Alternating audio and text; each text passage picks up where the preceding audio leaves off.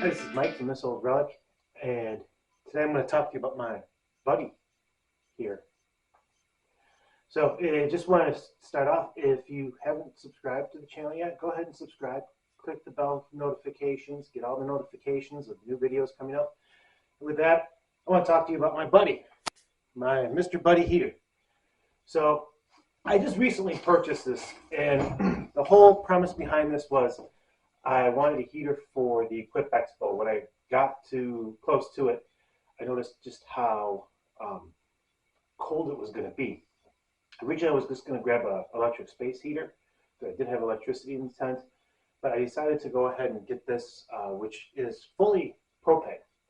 And the idea behind this is number one, not only would I have it for the trip, number two, I'd have it for the shop.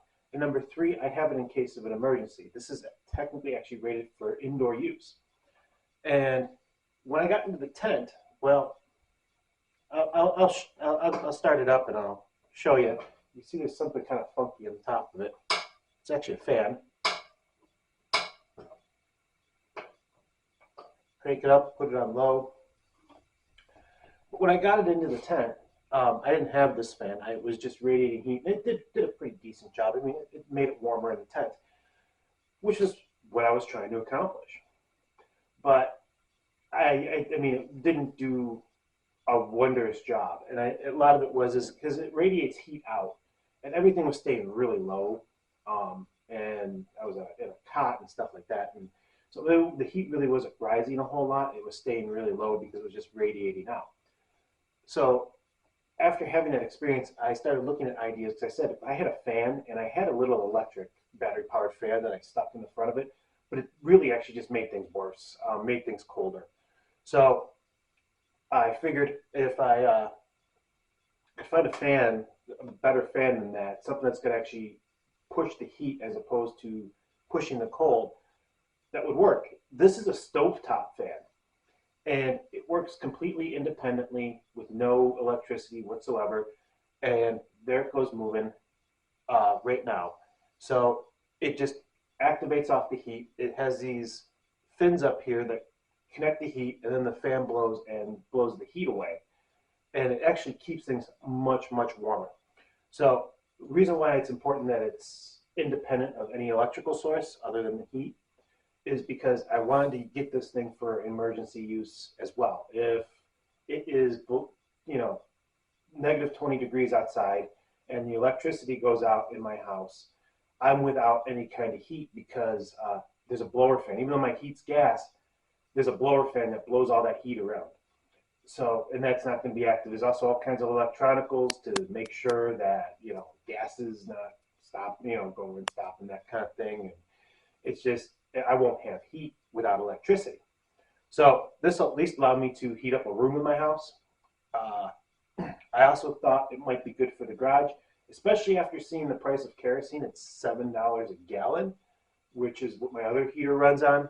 I thought that this might be a nice option for the shop. It was a little small for the shop, slightly too small, but I think maybe with the fan that should actually fix all those issues because it'll actually be able to move the air around. Couple of things. This thing heats up and starts moving around 200 degrees.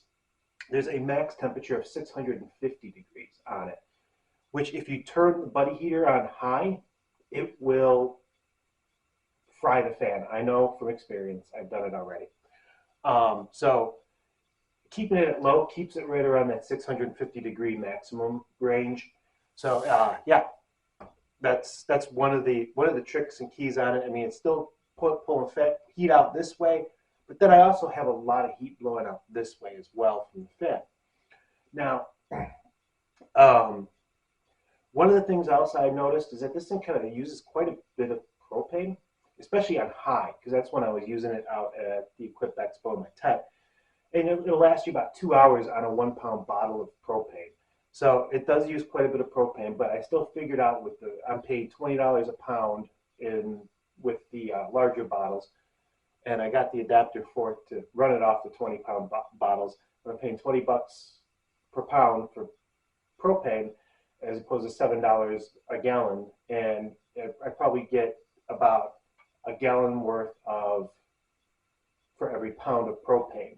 So it is significantly cheaper than using the kerosene heater. Now, that being said, I just stocked up on kerosene, so I will be using that heater this winter because I have a lot of kerosene to go through. I don't like to store anything over the summer as far as fuel for kerosene is concerned. Propane isn't so bad because it's all in the tank.